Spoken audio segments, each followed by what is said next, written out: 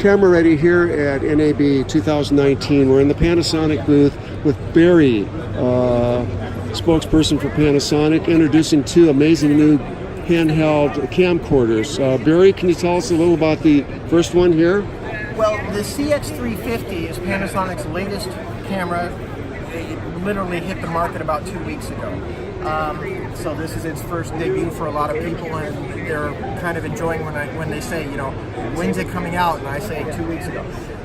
This is, in my opinion, this is the greatest hits of Panasonic camcorders. This is all the good features that they've had in various cameras over the years, all combined into one camera and sold at a really remarkably low price for what it does.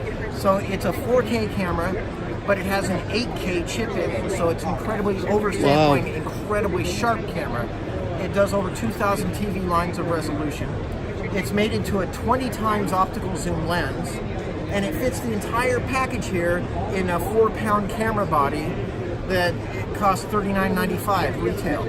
It's got more processing power in it than any Panasonic handheld has ever had. It's got more capability to manipulate the image and to change the color and the gamma and all those features that you want to be able to really get in there and paint this camera with. This does it. It also records in pretty much every format. You can do standard def or 720 or 1080p or 1080i or 4K, TV 4K, ultra high def. It does it at 24, 25, 30, 50, or 60 frames a second, and it does it in 10-bit, 422. It does it in intra-frame or long GOP. You've got your choice. It does it in AVC HD or in QuickTime movies, and it even supports the newest codec, HEVC, the H.265. And then on top of all that, they added streaming to it. So you got network connectivity with an Ethernet port that you can use to plug directly into a router and stream directly up to YouTube or Facebook Live or something like that. Or fabulous. You can plug in a Wi-Fi adapter into this USB port, and then you can stream directly over Wi-Fi. So even if you're in the middle of nowhere and you barely got a 3G signal on your phone, you can set that up as a hotspot to go to the Wi-Fi and then be able to stream video at as small as 1/2 a megabit. It can do 320 by 180 at 0.5 megabits, or it can do a full 1920 by 1080 60p streaming at 24 megabits. So that depends on your network and how much bandwidth you have. So really, then you add on that, the battery goes 3.5 hours. For the stock little battery, you can get a 5.5 hour battery, and it records to standard SD cards that you can pick up at your grocery store or drugstore or wherever. Although obviously I recommend using the best quality cards that you can. So when you're looking at recording 10-bit, 60p, 4K, 422 to a $40 SD card, and you can record an hour of footage to that, it's a pretty incredible package, especially when the retail price is $39.95 and the street price seems to be about $36.95. Barry, where do you see this camera being used? What kind of shooters and what kind of projects do you think? The marketing that they're putting on it is that the name of it, the CX350, the CX stands for creativity, X or times connectivity. So a big emphasis is on live production, because you can integrate with other cameras and into a live environment, whether it's an NDI HX environment. This is the first camera that supports NDI HX in a handheld format. So you can combine with pan-tilt zoom cameras, or you know, if you have a TriCaster or Panasonic's HLC100 and you're doing a big multi-camera NDI environment, this can go directly in there. If you want to do a live broadcast and you want to broadcast in high dynamic range, this camera can do that. It's an HDR camera. It has an HLG gamma curve in there, which is called hybrid log.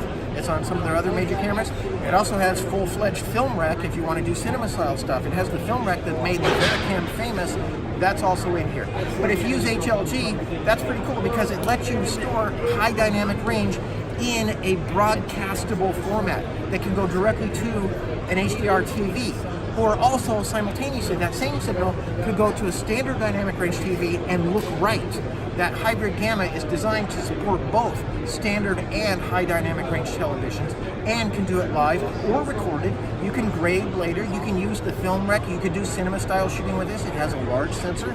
It's a 1-inch How large? sensor. It's a 1-inch sensor. 1-inch sensor. So that's 8 times as large as the 1/3 inch chips that used to be found in cameras like this. So a very large sensor. You can get some shallow depth of field, not as much as you'll get off of a full-fledged cinema camera like the EVA 1, but you can get better than you used to get with the 1/3 inch camera.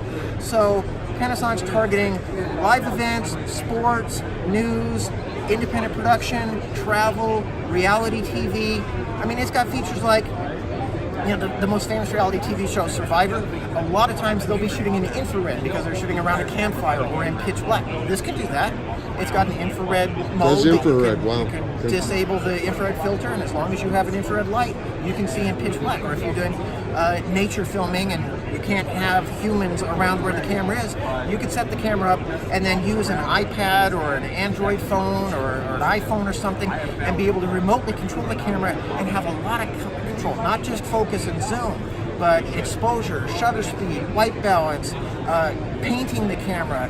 You can adjust the red gain and the blue gain. You can use the user buttons. If you've programmed the camera to have certain functions on the user buttons, you can control those remotely. And all you need is a tablet and this Wi-Fi adapter. It's a AJWM50, an optional Wi-Fi network. How are the menus on this? Are they there? Is it pretty user friendly, or relatively speaking, or would you? The menus are different on this camera than prior handhelds. They're more advanced. So now they have, it's similar. If you've used prior Panasonics, it will be familiar. A lot of the same menu functions there, but there's a lot more in there too. There's a lot of power that other Panasonic handheld cameras haven't had. So the menu system is actually very similar to the EVA 1, the cinema camera. And in order to help people out with this, I wrote a book on this camera. I've been doing books on Panasonic cameras for several years now. So it's a free download from Panasonic's website. It's not available quite yet, but it will be soon. And we're also doing a series of videos, training and instructional videos to help people. Oh, that'll be good. That'll be good. Yeah. And when do you expect that'll be out, Barry? Well, that's up to them. I've already delivered the first draft of the book, and they have to do their technical check to make sure that things I've said are accurate. But generally, I would expect maybe sometime in May, maybe April, but probably sometime in May. That's awesome. All right, we're looking forward to possibly camera-ready buying some of these cameras for our clients, and very impressive, Barry. Thank you so much. All right. Have a great NAB. All right, you too. Thank you.